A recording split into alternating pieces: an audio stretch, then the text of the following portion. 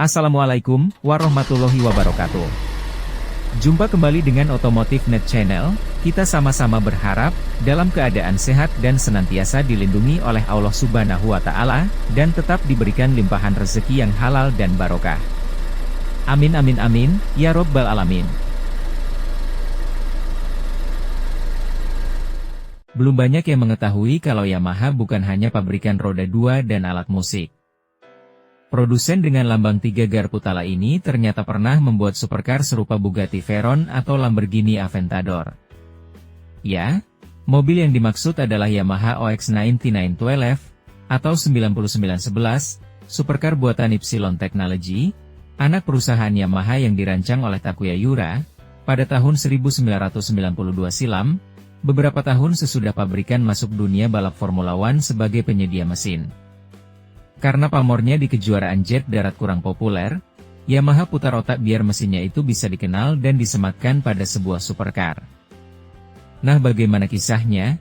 Mari sama-sama kita bahas.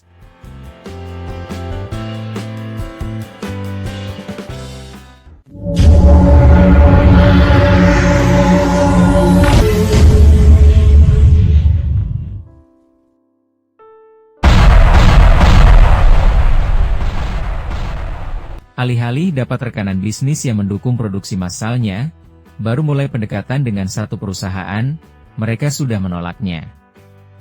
Hanya satu perusahaan konsultan mesin yang mau mempertimbangkan potensinya. Bersama IAD, Yamaha OX9912 bisa diproduksi. IAD atau International Automotive Design, yang bekerja sama dengan Yamaha untuk membangun mobil Yamaha OX9912. Adalah konsultan teknik Inggris terkemuka yang menghususkan diri dalam desain dan pembuatan prototipe otomotif. Perusahaan ini dikenal karena pekerjaannya dengan produsen otomotif besar dan untuk mengembangkan mobil konsep yang inovatif. Sobat Diximania dan Otomotif Mania, karena kondisi perekonomian Jepang yang mengalami resesi saat itu, produksinya tidak besar. Analisanya, bila diproduksi massal, akan kesulitan mendapatkan pembeli pada waktu krisis tersebut. Alhasil proyek OX9912 mangkrak, serta diabaikan, dan hanya sempat dibuat total 3 unit saja pada tahun 1994. 1 unit sebagai model prototipe, 2-nya lagi versi produksi dengan IAD yang punya diberi cat hitam dan merah. Pengembangannya sebenarnya dirahasiakan oleh 2 pabrikan tersebut.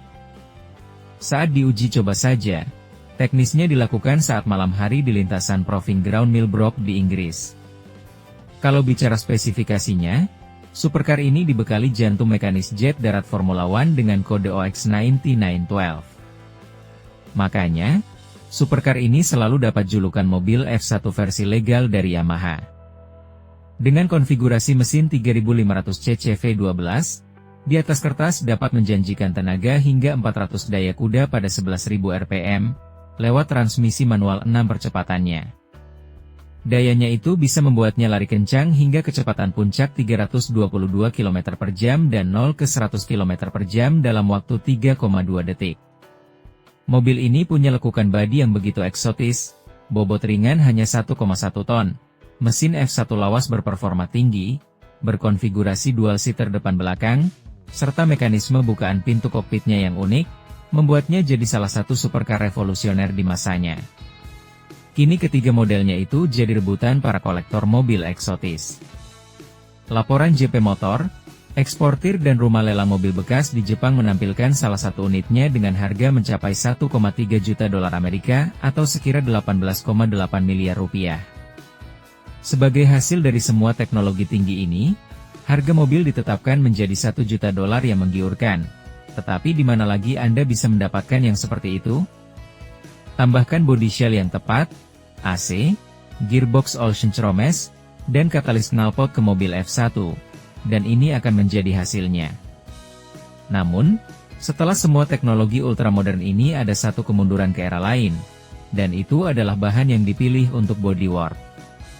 Alih-alih serat karbon, diputuskan bahwa panel aluminium yang dipukul dengan tangan dijadikan bodyworknya yang akan memberikan kesan eksklusivitas yang tepat. Seperti saingan terbesarnya, McLaren F1, Ada posisi duduk tengah untuk pengemudi. Tetapi alih-alih tempat duduk untuk dua penumpang lainnya, hanya ada satu kursi lain, yang terletak tepat di belakang pengemudi. Di belakang kursi ini ada sekat, dan tepat di belakangnya adalah mesin 3498 cc V12. Ini dipasang dengan kaku ke bak mobil, dan karena kurangnya redaman inilah kebisingan di kabin saat mesin berjalan hingga garis merah 10.000 rpm tak tertahankan. Dengan 4 camshaft yang menggerakkan 5 katup per silinder, tentu saja ada banyak yang bisa didengarkan setelah pembangkit listrik dinyalakan. Dan seperti inilah suara kebisingan yang masuk ke ruang kabin pengemudi.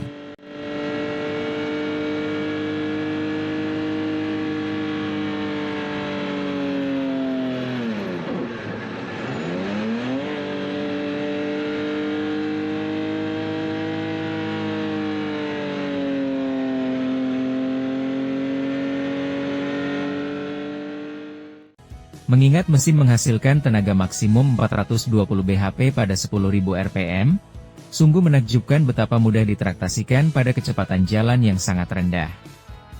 Bahkan pada 1.200 rpm mesinnya tidak memuncak, yang merupakan hasil langsung dari unit kontrol elektronik yang telah dikembangkan untuk kegunaan terbaik. Itu juga merupakan unit yang sangat bersih, dengan konverter katalitik 3 arah yang dimasukkan ke dalam sistem pembuangan baja tahan karat.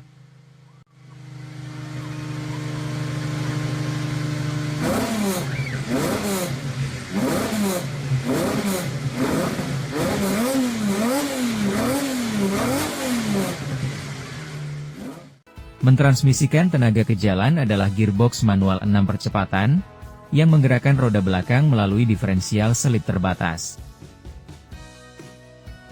Baiklah Sobat Diksi Mania dan Otomotif Mania, demikianlah informasi singkat kita tentang mobil keluaran Yamaha, yakni OX-19 Nian 12, yang hanya diproduksi 3 unit saja. Dan semoga informasi ini bermanfaat, terima kasih. Wassalamualaikum warahmatullahi wabarakatuh.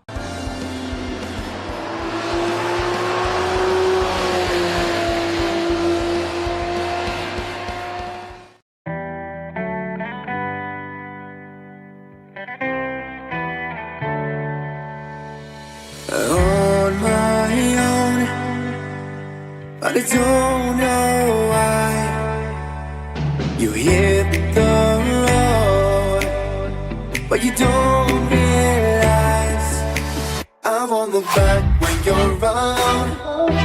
I won't think twice when you're gone. Don't hesitate to call me back, 'cause I